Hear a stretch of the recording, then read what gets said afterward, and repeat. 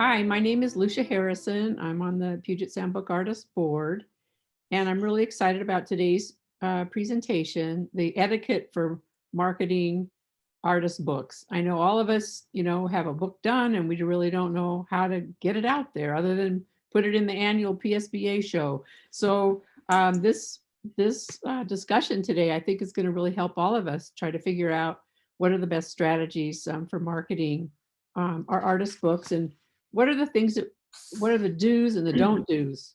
Because I'm sure there are a lot of things we do that make it difficult for collectors.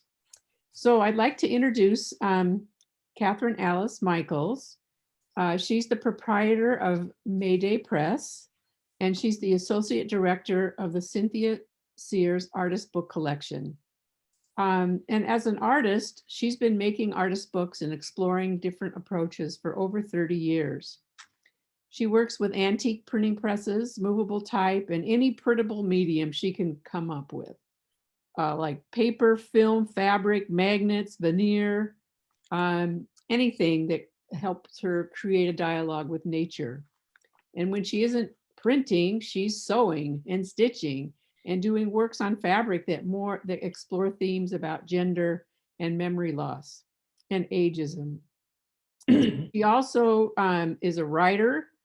She does video poetry, direct animation, and she does a lot of direct dyeing from plants. And I know many of us were able to attend some of her workshops in the plant dyeing area. And another really important part of her practice is community. And so she often has other people coming into her studio and working on community projects, which I think is really important. So with her experience, both as a book artist and working on the other side with the Cynthia Sears collection, she has seen firsthand the common mistakes that we make as artists when approaching collectors. And so I think she's seeing the people who are more experienced and doing it well. So she's the perfect person to get this conversation started. So, Catherine, welcome. Thank you. Thank you, everyone, for coming. And congratulations on the Bound Unbounded exhibition at Bainbridge Island Museum of Art. If you haven't seen it, it's a wonderful show of over 100 artists. Actually, there are 2 exhibitions there. So it's actually just one show that's across 3 galleries. Oh, okay. If you're talking about the artist books. Yes. It's one show across 3 galleries. Amazing. Yeah. So I think I'd like to start with a kind of a general question that I'm often asked, and that is, how should I as an artist think about marketing my own work? Should I do it myself, or should I hire an agent to do it for me? So when you say hire an agent, I am assuming you mean someone like Vicki Stewart at Vamp and Tramp, or Kelmscott Bookshop, or I'm going to forget his name now. There's a man named David something who actually used to be my dealer, who's down in Portland. I think that there's a lot of benefits to both of those, and I've always done both of those. That's what I think has worked best. And I think you don't have to. And there's times when I've been like, I don't want to deal with this. I'm just sending all my work to Vicki. And I'm happy to do that so that I don't have to think about it. And I think that's one of the real bonuses from the artist side, is to send your work to a dealer and just let them deal with all of that. And of course, you're, giving them 40 to 50% of whatever the selling amount of your book is going to be. So you need to be really prepared to think about cost, how much you want for each of the pieces you make. I think that that's just for me, that's a really big deal, to just have someone else take all that on and not have to deal with it. Go ahead. Last month we had a conversation with Vicki from Vamp and Tramp, and she was talking about all the things that they do. In fact, knowing all of the collectors and what their specific collections are about. So that's really information that's hard for an individual artist to get. Exactly. So you were going to go on and talk about some of the advantages of marketing your own work? Yeah, well, and I also want to say that as a buyer, I love working with dealers like Vicky. So in marketing your own work, you want to know why we want to buy from dealers like Vicky. And one of the big reasons I love buying from Vicky is it's just really simple. I can go to one website, there's just a million books there, and I can click on a link and see what's new. And also I can read about, there's extensive information about every book, and that's really important. But one of the most important things that Vicky does is that if you're a member of the ABA, the American Booksellers Association, I think it's 2 weeks to send your book back. If your book arrives and we don't love it as much as we thought, or it's damaged, or it's, we've sent books back that aren't bound very well, more than once. Some books, it's hard to translate from a photograph or from a Zoom exactly what the book will look like when we see it sometimes. And so we have this promise from Vicky and other book dealers of this window of time. Like, I didn't even know this, having Vicky sell my work for so long, but she doesn't even tell me I've sold something until she knows that that's not going to be sent back to her. So that's a really important benefit to a collector, is to have that. And I've been to some artist websites that actually will say, if you receive my work and it's not up to your expectations, you have, this much time to send it back. It just has to arrive in the same condition that it was sent. So, you can't put your pizza fingerprints on it or bend a page or something like that, and you can send your work back. And artists don't realize how important just having that is. It's so important. And we have bought books that we haven't liked and not been able to return them. And you don't want to know what happens to your book if Cynthia doesn't like it and it won't go back. So no one wants that to happen. So that's just a really, really important thing, and a really good thing, I think, about working with a dealer is because they're working for you and they're working for their customer, right? And they're trying to do a fine balance of representing you. And as Lucia was saying, they know what different people like to collect. And so they're doing a lot of that work for you. And if it turns out your book is sent somewhere and that person doesn't like it and they want to send it back, you don't even have to know. So there's that too. So that's sort of the pluses of working with a dealer as both an artist and as a collector, which I thought would be really helpful for you to know. That's why we love the dealers. So what are some of the advantages of marketing your own work? Well, I for a long time kept a list of all the people who bought my work, and I would take their snail mail address because it was pre-email, and collect all that information. And I would send out little postcards now and then, or I would send out a prospectus. I could have a direct relationship with that collector or that buyer, even if it's a friend or a friend of a friend. Not everyone is, Cynthia Sears, and they still want to buy your work. And you also get 100% of what you're selling your book for. I've almost always sold my book for the same price, whether it's from me directly or through a dealer. And I'm not saying that's what you need to do or have to do. I've given discounts to people. I've given discounts to collectors. But I always keep myself that option of like, I might give you a discount, but here's the price. And so you have that option of, getting 100%. If you decide your book is $50 and it's going to go to a dealer, and so they have to charge $100, but you're still going to charge everyone $50, that's totally fine and up to you. I've had too many arguments with people about changing the prices of our work to know, I don't know. everybody has a different idea about that. So how do you go about determining how much you should charge for your work? When Okay. you're speaking as an artist, Yeah. when you went about it, how did you figure I that think out? you want to know what all your friends are charging for their books, and you want to know what the people who aren't your friends are charging for their books. And you can go directly to Kelmscott Bookshop, Priscilla Javelis's website, Vamp and Trap, and you can see exactly what people are charging. You can go to book fairs like Codex, and if ever we have local events like that again, see what people are charging.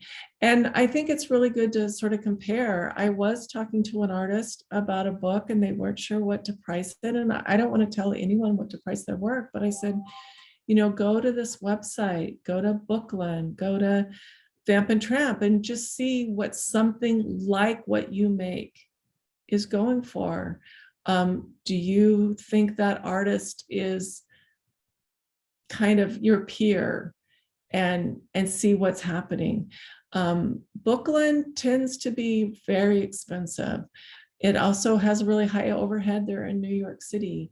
And I look at that price and I cut it in half because I know the artist is only getting half. And I think about all those things. And Bookland works really hard to sell work. And they do a lot of events and a lot of promotions. I get prospectuses from Bookland constantly about new work. I get updated about artists. And I'm not saying go and have Bookland represent you. What I'm saying is I think that there's a lot of work going into Bookland in representing artists. And so there's a lot of labor and they need to charge for that. So yeah. We were talking about discounts. So do you mean like a 10% discount, or like you pay the taxes, or how do you figure out what a discount might be to a person that you work with directly? Well, I think that you can discount your work because it's going to a nonprofit, like it's going to the museum, which is a nonprofit and isn't making a profit. It can be going to the University of Puget Sound, and a lot of people have an institutional discount. That's not uncommon at all. And I might decide, oh, Lucia, you're my friend. I don't want to charge you the regular price. I want to give you a discount. And if I know I've made this piece and it's $1,000, and if Vicki sold it, I'm going to get $600. I might say, I'm going to give it to you for $600. Things have changed a lot for me, but a long time ago, I used to think, when I was starting an edition process, designing and thinking about the book, I would think, how much do I want for this edition over the entire edition? If I sold this whole edition of, say, 50 books, how much do I need to make?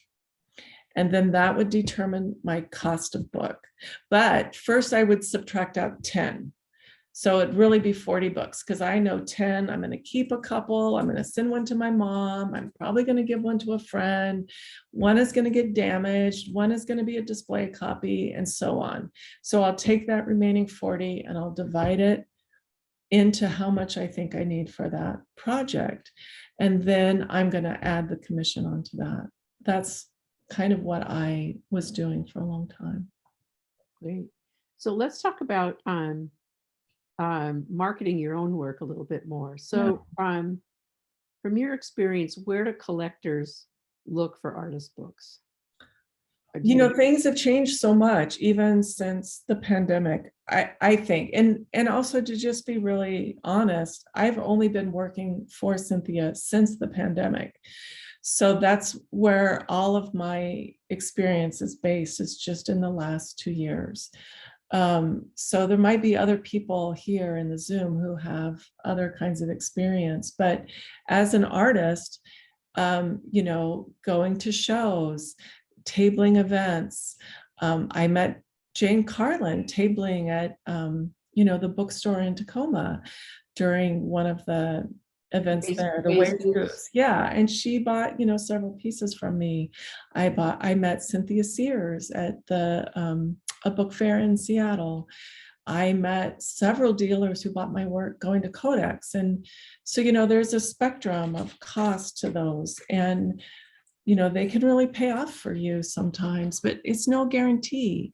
I joined the Philadelphia Center for the Book a few years during the pandemic because a friend of mine talked me into it, who's a member.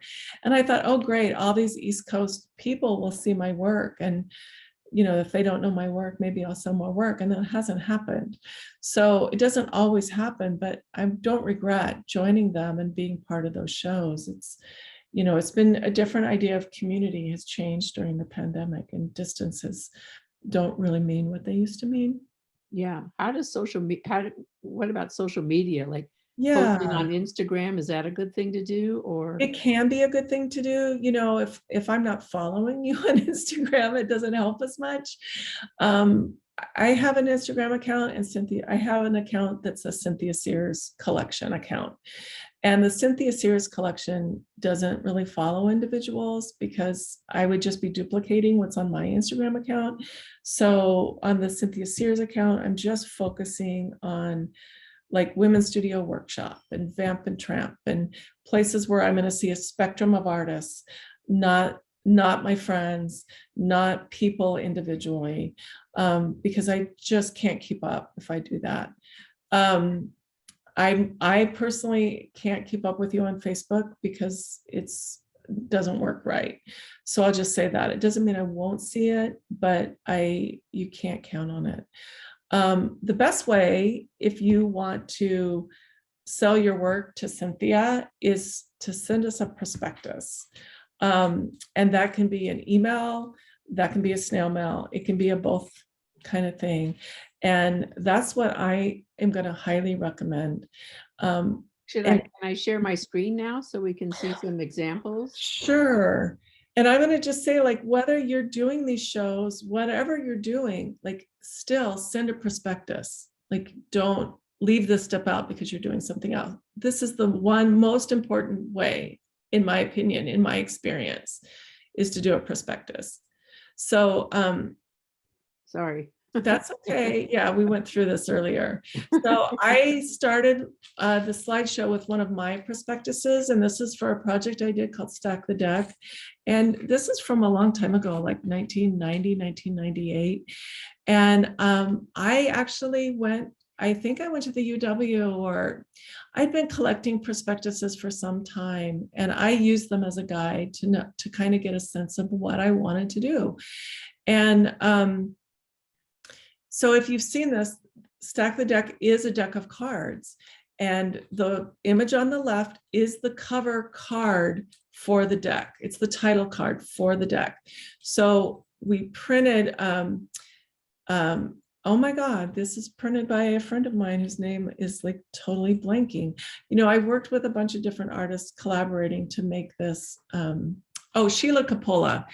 Sheila Coppola printed the title cards in Seattle. And we just printed a lot extra. And I used those to print the prospectus on the back side. So what you're seeing on the right was my prospectus. And so what happens with a prospectus like this, which I know a lot of you don't even do letterpress, and that's totally fine. I'm just going to give a bunch of different examples. But what this does is it actually is the size of a card in the deck. It gives you a sense of the size.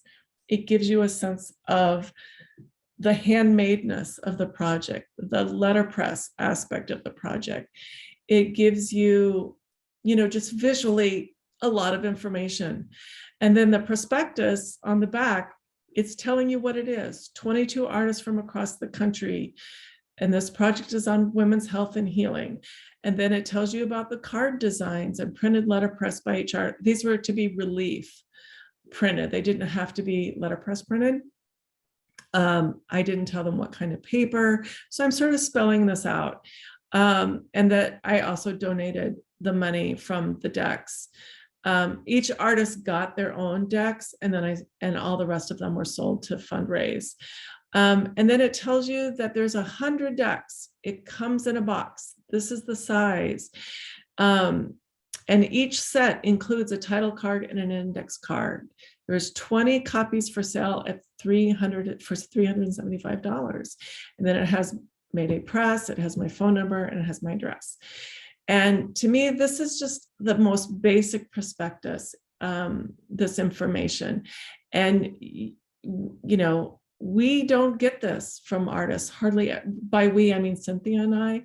We hardly ever get a prospectus from anyone in the Northwest, I want to say.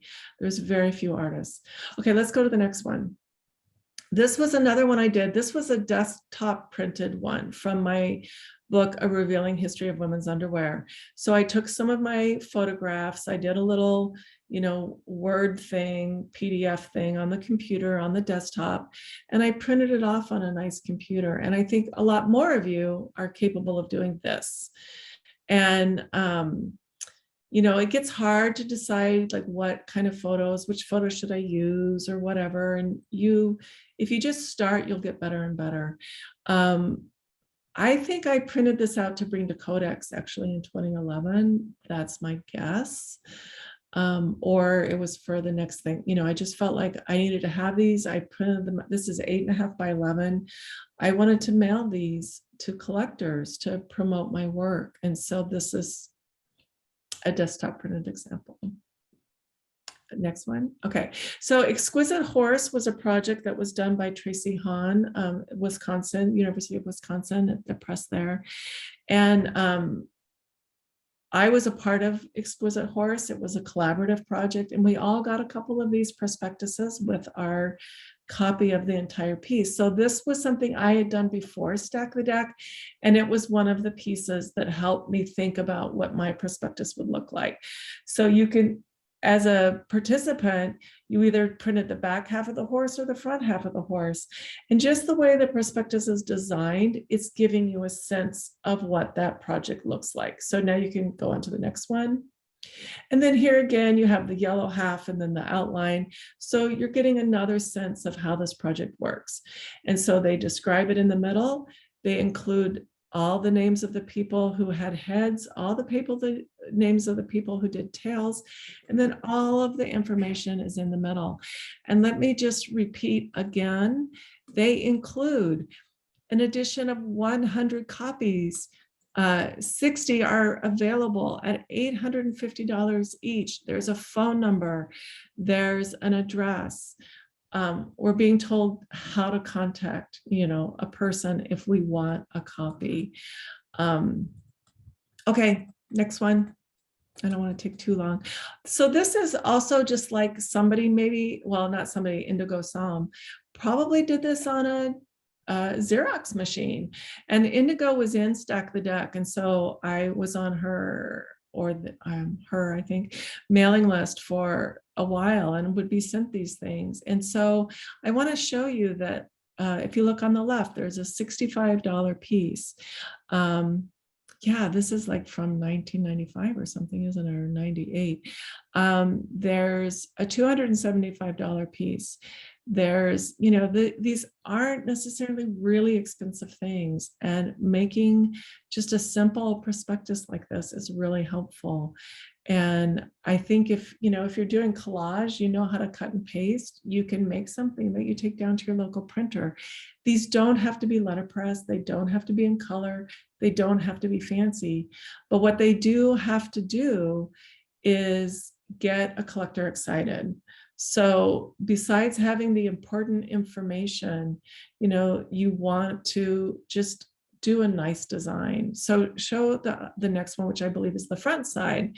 So I love this on the top left. Please, I'm begging you, give me your email address if you have one. So, if you don't have a list of people that's snail mail, and even if you do, get an email address list of people that are potential buyers of your work, and send them an email copy of this prospectus. You can attach it as a PDF or just make one that's a Word document or whatever and send it to people. And you can see I've been keeping these for years and years and years. This is from 1998. And they are, they're resources, they're research tools to help you think about making a prospectus, and they don't have to take forever. They don't have to be expensive. You already, if you're a member of the PSBA, you're already making work and putting it in the catalog. So just take all that information and put a price on it, and you've got a prospectus. Okay, next one. So this is Alyssa Golden, and I still occasionally get something from her, but I haven't gotten anything from her in a long time. If you want my address, it's right there on that label. And she often does a letterpress version prospectus, which is great, and they're very collectible that way, right? But if you look on the return address side, oh, well, let's look at the postcard on the left. So she says, a perpetual letterpress haiku book and calendar project.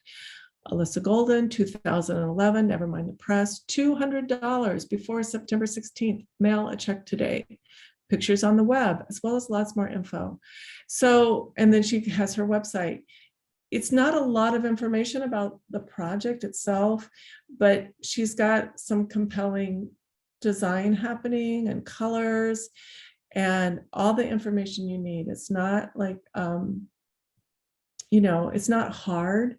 It's not super specific what it is, but if you've been collecting Alyssa, or like you have a whole bunch of these postcards, you're probably going to her website anyway. And so this serves as a reminder, there's a new book by me. Please go check it out.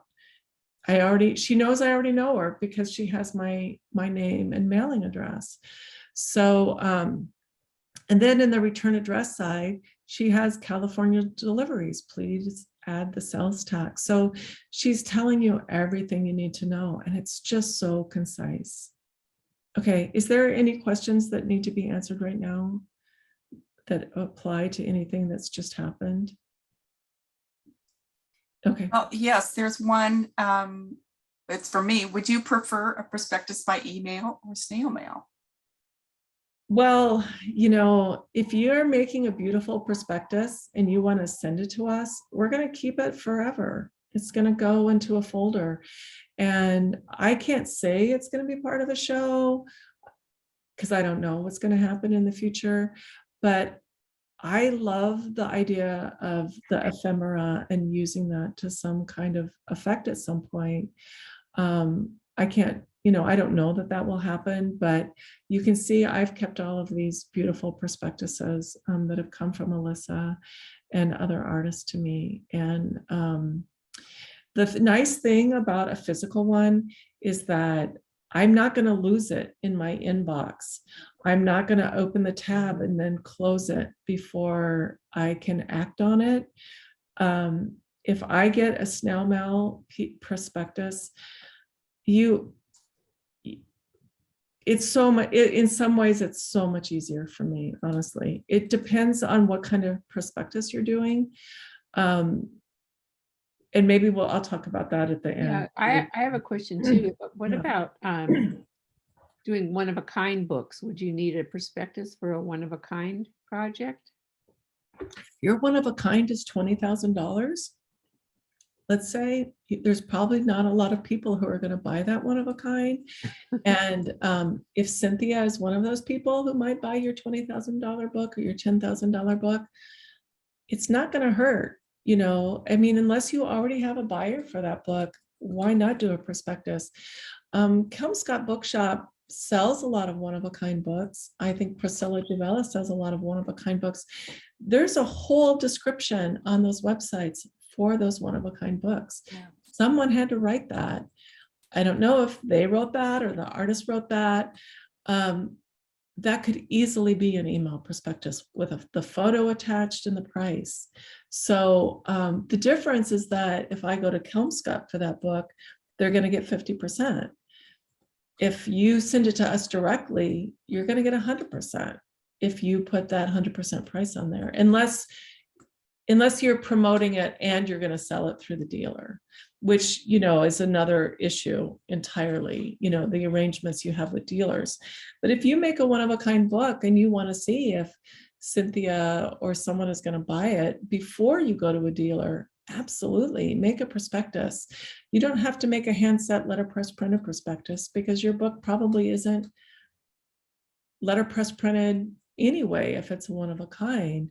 But if you have some printmaking technique or watercolor or collage, it's really awesome to just put a little tiny bit of that in your prospectus as a sample. I don't know if I have anything like that.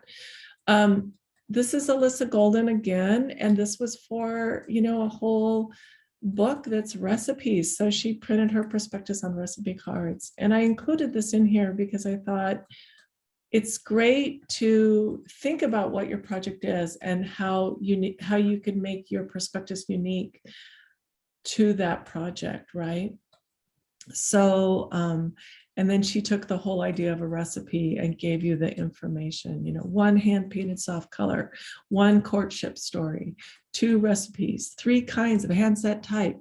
So, she's having fun. And I think that's, I think that's really great. You want to have fun. And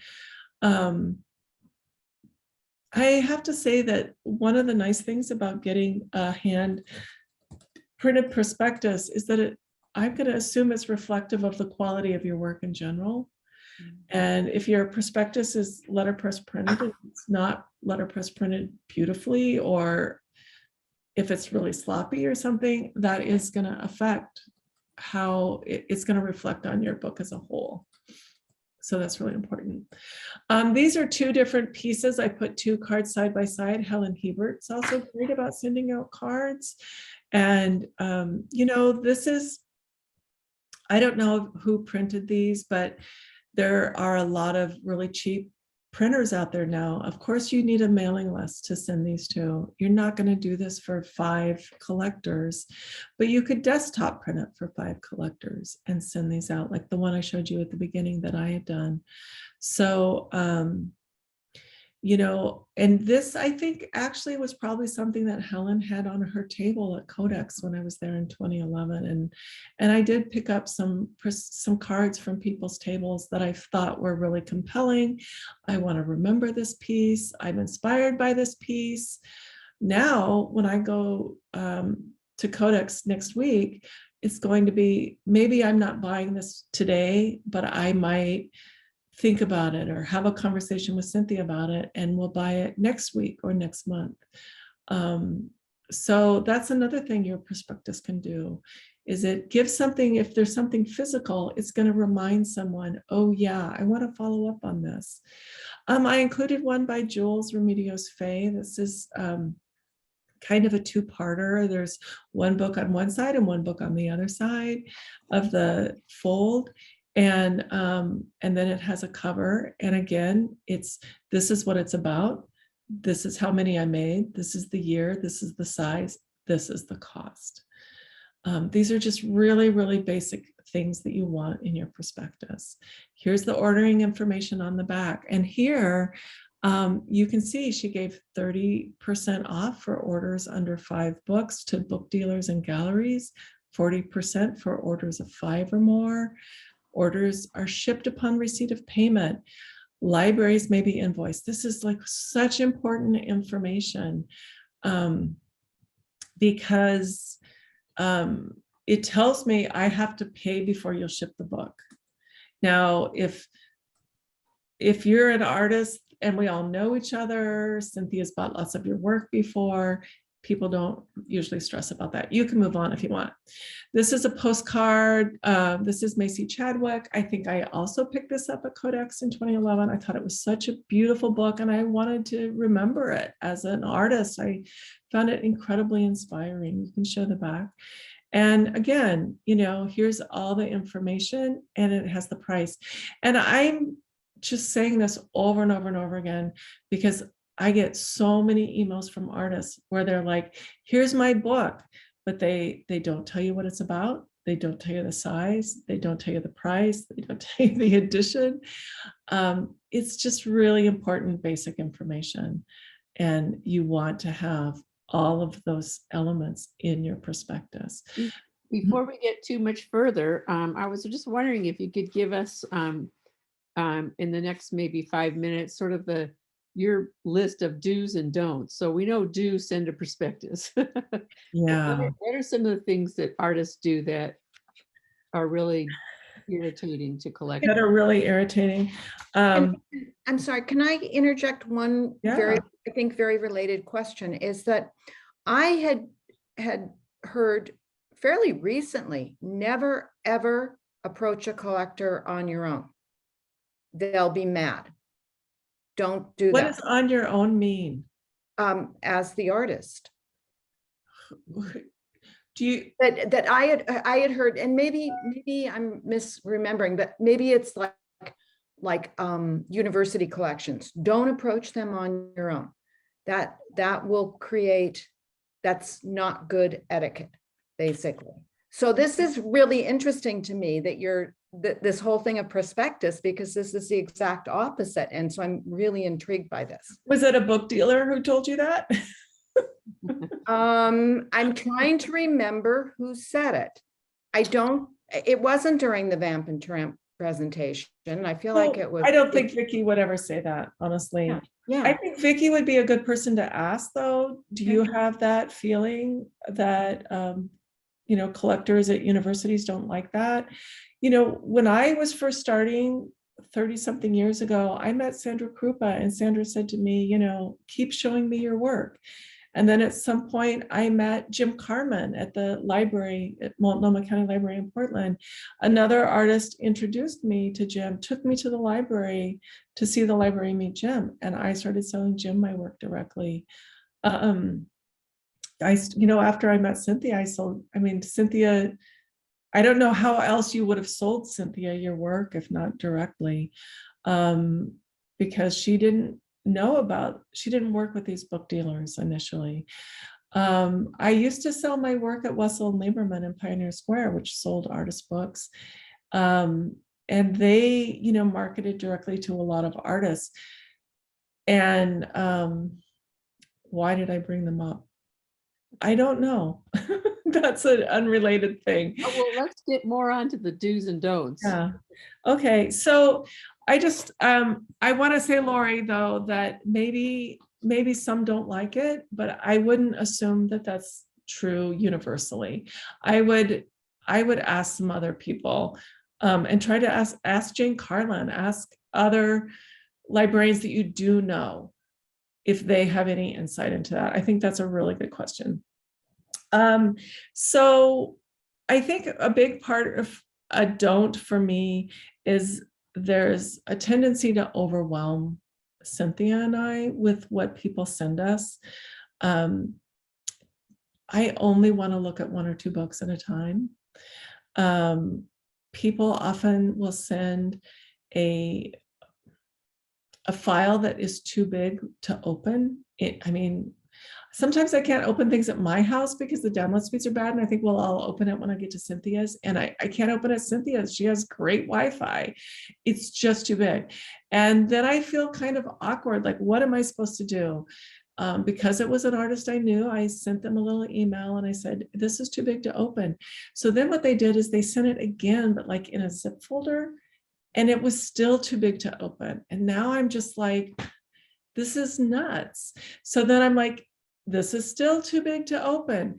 And at some point, when I finally got inside, there were so many links, and there was a video, and there was a review, and there was an interview. And when I say I mean, this is Cynthia too. We're not going to look at all that stuff. We don't care about all that stuff. And I don't want to see everything you've made in the last 20 years. Not initially, give us a little bit of candy at a time and lure us in. Send us like your best, newest, most favorite piece or two, and focus on those. And then I think that that's a better way to start, because if we're too overwhelmed at the beginning, if you do want to show us everything you have for sale, definitely send it snail mail. Absolutely, because it's easier to sort of pace myself. It's easier for Cynthia and I to look at it together. If you send too many things to Cynthia, it's just, you're not going to get the time that you want, I can promise. And on that note, you don't need to send anything to Cynthia. You can send things to me. You can send things to me and Cynthia if you have her address, but Cynthia gets hundreds, if not thousands of emails a day. If you've sent her an email and she's not responding, it could be that she hasn't seen it, or it could be that she's too overwhelmed and she doesn't respond to everyone. So, and also she usually just forwards book artist emails to me. So, you know, so part of this is like respect our time and respect your time. I'm trying to make it so that like you don't overdo and do too much that is totally unnecessary. Let's see, keep it to 1 or 2 books. Explain what your book is about, please. Some artists will send us images. They'll send us, here's my 3 books and here's the price, but they don't tell us what the book is about. And they don't always tell us what the medium went into the book. And I'm sorry, a lot of books are really conceptual and I don't necessarily know what they're about. And if we don't know what they're about, we're probably not going to buy them. That's all I can say. I mean, it can be really visually stunning and we'll be like, wow, it's so visually amazing. Let's get it. But a lot of times a little narrative, what your book is about, is going to go a long, long way to, again, you want to entice us into the story of what your book is.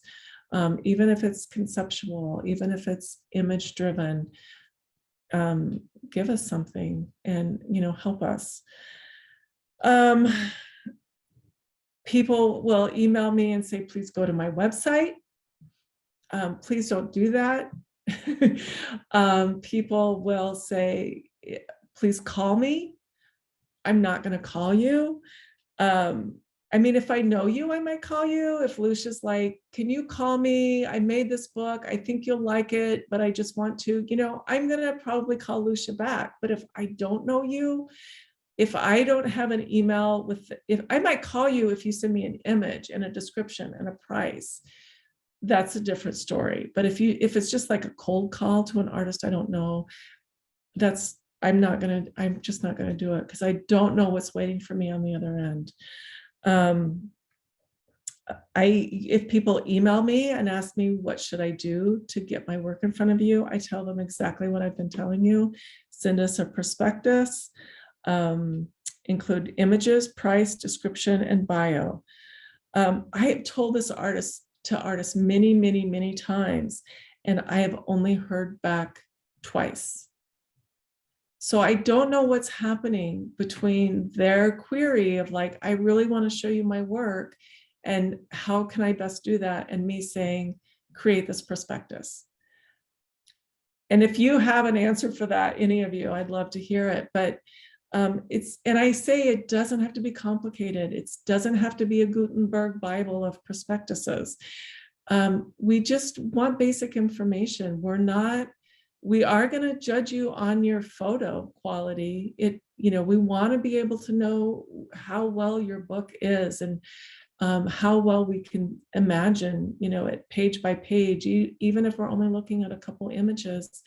But we're not going to judge you based on how good your layout is, or is the image first or the description first, or oh my goodness. And there's one artist that we saw their work.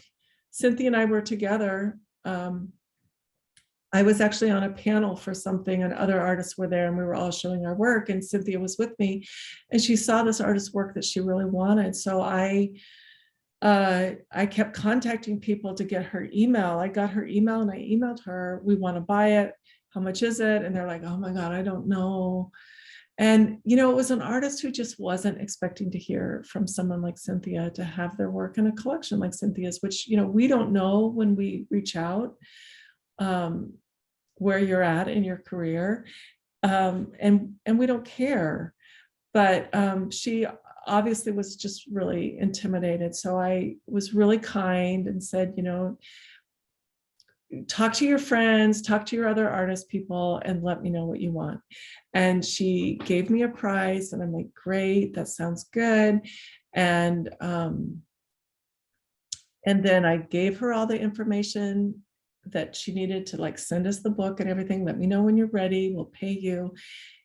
it's been almost 2 years, and I've checked in with her a couple times. She has checked in with me.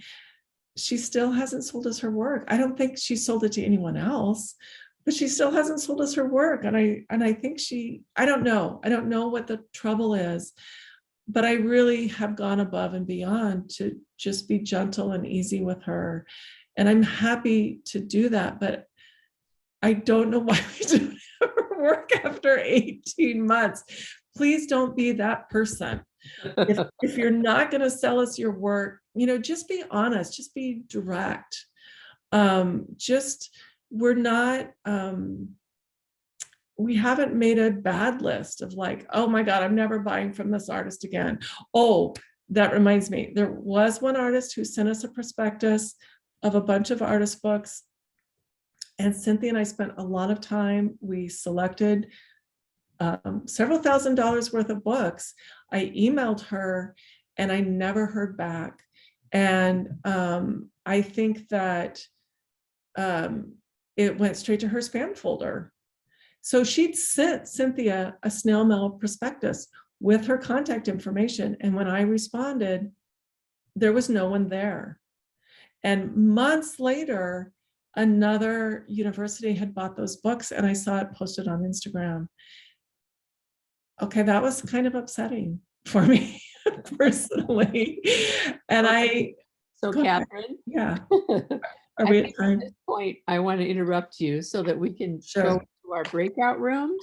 I'm not an academic and I don't move in those circles where a lot of them cross-pollinate. So I would talk to some members that do and try to get a group together to work out some way. That's a really interesting idea. The other thing is about referring back to either a website or what about Instagram? Could you or would you just wait for the person to ask you? I think it's just a really personal thing. And for me, I might see your work on Instagram. I don't want to buy your work from Instagram. Okay. I don't want to read about your work from Instagram. I really want to go to something. It's more comfortable for me to look on the computer screen or to look, at a piece of paper. I don't love being on my phone personally. It's just too tiny for me. I just struggle. Instagram, it can only be done on your telephone? Yeah. Yeah. Okay. All right. Okay. That makes sense. I mean, I can go to Instagram on my computer, but I do follow Vamp and Tramp on Instagram and I do read through all the information. Absolutely, you can do that. But those images are small. Okay. I want bigger images. That's what I really need to say. I want bigger images. And I do go onto Instagram sometimes on my laptop, but it's sometimes very hard to find people after that amount of time. And I might remember, oh, well, that was Debbie Greenwood, of course. And I'll go to your Instagram.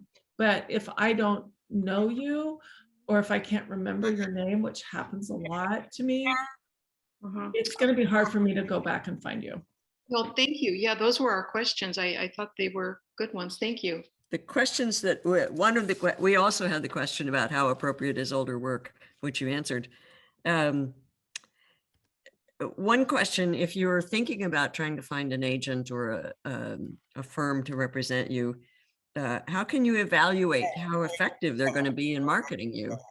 Yeah, there's some dealers I will not work with and I don't want to recommend to anyone. And I also just want to say I put my email in the chat because Leisha Sheets was asking where to email a prospectus. So maydaypress@msn.com. I think that there's a lot of experience in the PSBA. And I think a lot of people would have recommends. I love working with Vicki Stewart. As a buyer, I have loved working with Priscilla Javelis. I've loved working with Kelmscott Bookshop. When I first started working with a dealer whose name I can't remember, it was who Vicki Stewart bought the artist book collection from in San Francisco, and I can't remember her name. I didn't know her, and she came up to me at a book fair and wanted to buy some of my work. as a dealer, and I said, you're going to have to pay for it outright. But she believed in my work enough to do, I mean, she seemed a little taken aback, but she believed in it enough to do that. And she bought it from me outright. And, you know, that would have been the beginning for me of establishing a relationship with her. And I, you know, you can ask around. I mean, if you were to ask me off camera, I will give you who I would not go to. But I don't really want to do that in this group. But I think there's probably a lot of other people who could do that too. Another question was editions versus one-of-a-kind works. Do Oh, you yeah. market them differently? Well, you know, in our group, we talked about that too. And I'm sort of like Lucia, where I've put one-of-a-kinds in a show. And, you know, Cynthia has bought a lot of my one-of-a-kinds. Sandra Krupa has bought my one-of-a-kinds. And they're local and they see them. And I think we're really lucky that we have that. I think for someone like you, who is doing a series of one-of-a-kinds, definitely do a prospectus. This artist that I talked about that sent me like a whole bunch of books, and then my email went into their spam. Again, it was a series of one-of-a-kind books. And so it was really, I think, advantageous and smart to make a multi-page prospectus and send that out with really nice images on it. Because each one is one of a kind. If you're just making one book and it's not a series, you know, for me personally, when I do that, I've reached out to Sandra Krupa, I've reached out to Cynthia Sears, I show them the work, I sell it or I don't sell it. I want to get some of my one-of-a-kinds into Vicki Stewart's hands because I want them to go to some collections besides Cynthia and Sandra. You know, I don't even want to tell them. I just want to send them to Vicki so that they can go some other places, because I think that would be really fun. So, you know, it doesn't hurt to try these things, and don't be crestfallen, you know, if it doesn't work the first time or the first way.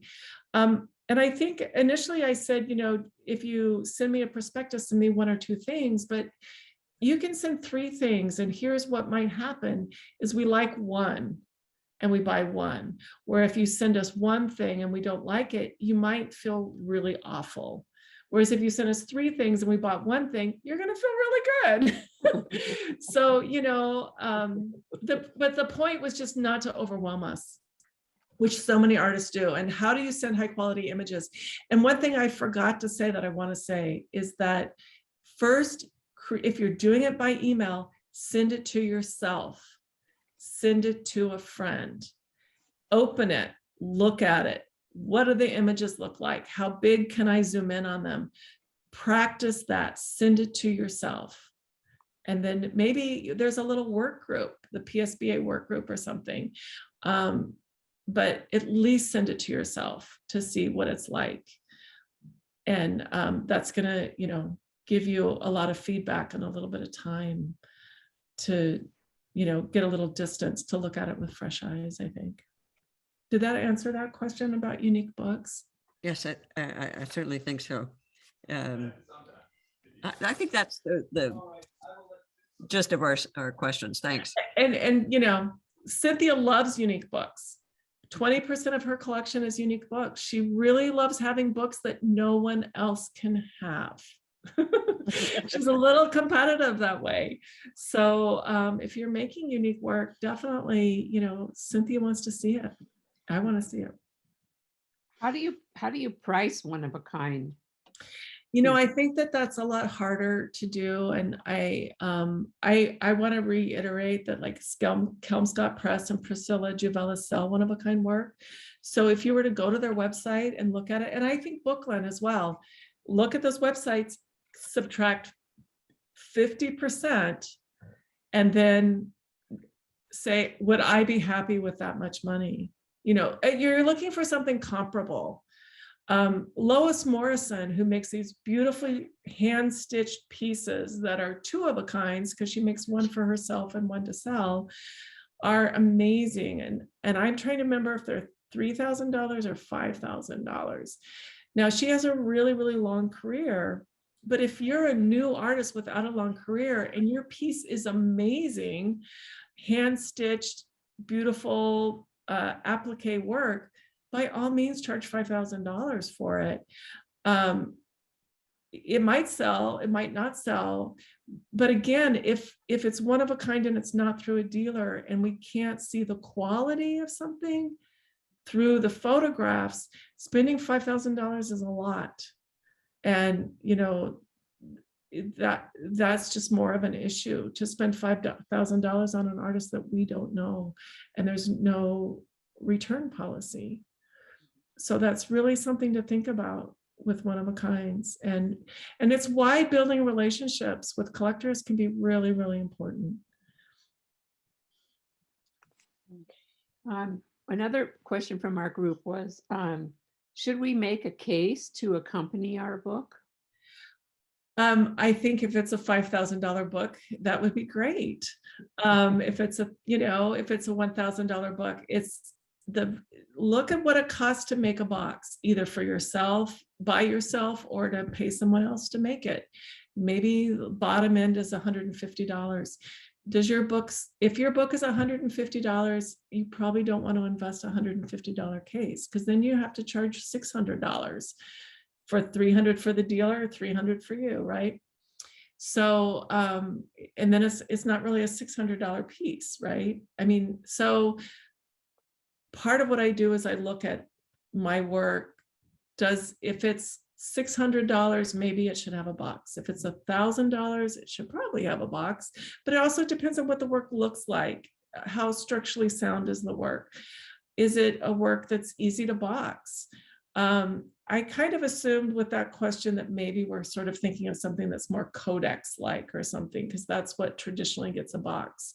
I'm just going to call out Suze Wolf, and like she does all these amazing one-of-a-kind books. They don't come in boxes. We don't care. But we probably will box them in something. But if you create a box, it is a reflection of the work as well. But a box is also a protector. You don't have to invest a lot. You don't have to make $1,000 box for a $1,000 book. You can make $150 box for a $1,000 book or a $5,000 book. I remember talking to someone who said the box is a protector. That's what it's there to do. And I don't remember who that was. It could have been Doug Leister, or it could have been another book binder who's like, the box is to protect the book. So if your book is really fragile, if it has pieces that look like they're easy to snap off, or something's going to happen, or easily tear, do a wrapper that folds 4 directions. Do something. A wrapper is really easy and really helpful. But a box, it's, I think it depends on the work, honestly. I think those were the questions from our group. Okay. I have some questions from our group. One question was about a response to interest in a sold book. What would be an appropriate or an effective response if the collector who's communicating with you is interested in a sold book, but that one's already gone? Oh, well, that's when you want to say that book is already gone, but here's another book that's very similar. Or here's 3 pieces that are related to that book in theme or structure. I mean, that's such a great question. Of course, you want that collector to be interested in something else. And if it was an Instagram post, maybe they just only saw one book. Or if you only sent a prospectus of one book, but somebody else bought it first, then it's like, also you can say, I'm happy to take a commission for another book. There was a book that was sold that was a one of a kind. And it was through a presentation of the PSBA that a dealer did. And Cynthia wanted that book, and it was already sold, but the dealer reached out to, because I contacted the dealer. I said, we want this book. And she said, it's already sold, but let me contact the artist. She contacted the artist. And the artist made us one. They made it unique because it was a unique book, but it was essentially the same. It was more of a varied edition than, you know, they didn't write totally new text for it or anything like that. So, you know, there's all kinds of ways to work. Once the collector wants your work, you know, if you want that collector to have it and you're willing to revisit that work, that's also another great way to go. Another question, what are you interested in books that don't open? For example, Malpina Chan and I have made books that are deliberately sealed shut. Is that a problem? Is that a good thing? Is that interesting? Well, those, as far as I understand, are often more called book objects Okay. or sculpture. And Cynthia has, this isn't always the case. Cynthia has collected those in the past, but now she's really looking for something that moves, something that involves the viewer to participate in looking at that work. And so she's not. That doesn't mean that won't change at some point. And here's a plug again for sort of the prospectus. If you think your work falls outside an artist book, okay, maybe you think your work is an artist book, but you're not, it doesn't quite maybe fall into what's commonly accepted as an artist book, make a case for it. Say why it is an artist book, you know, do a bit of a, give some context, not just describing it as a book, but why it is a book. I'm not saying that that will work, but as an artist, I want it to work. I want, and I think that also artist books are continuing to change over time, how they get defined. And so you can be a voice in that process that moves the needle by how you do that. And again, I can't say that that will work, but I think that it's important to, I think that it depends on the collector, but I know, like for Cynthia and I, there's no super hard, fast rules necessarily. I mean, obviously she's changed over time, so she could change again. Okay. I want to be so encouraging to everyone. One last question. Do collectors appreciate receiving multiple prospectuses? From the same artist? You mean for Yes. multiple work from one artist? Right. Okay, so we're assuming each prospectus is one book. Mhm. You know, I would say for me, a few is fine. I don't want, I mean, a lot of times what an artist will do for me is they'll send me one prospectus with multiple books on it, kind of like a little mini catalog thing or something. That's fine. I don't mind that at all. If you're making one-of-a-kind books, let me say, if you're making one-of-a-kind and editioned work, give me a prospectus with both of those. Let me see what your edition work is like, as well as your one-of-a-kind work, because maybe they're really different or maybe they're similar. There was a one-of-a-kind book that we really wanted. The one-of-a-kind had sold, but she'd made some really beautifully printed copies of it. And we bought one of those. And those were both on the prospectus, you know, so that's very particular response to your question, but it can be really helpful to see unique and edition work by an artist. Okay. Thank you. Sure. Are there other questions? Our group had a couple. And I I would think be we happy have to time for a couple more and then we have to close. Okay, so ours may not take so long. One was one of our group that it moved from an area where she had quite a few book artists in common, and they were able to meet and do shows and stuff. And now she's in a very isolated place geographically and is trying to figure out how to overcome that isolation of being in an environment where no one even knows what book art is in her area, and she's maybe the only book artist in town. So how do you have some suggestions for that, overcoming that isolated circumstance in terms of connecting with collectors or ways to get your work seen? I don't really think it's any different than anyone in a community. You just have to, take those steps to find those people. And more, we're all reaching across great distances to do that. Yeah, and I think that was part of our ensuing conversation included that. The second question was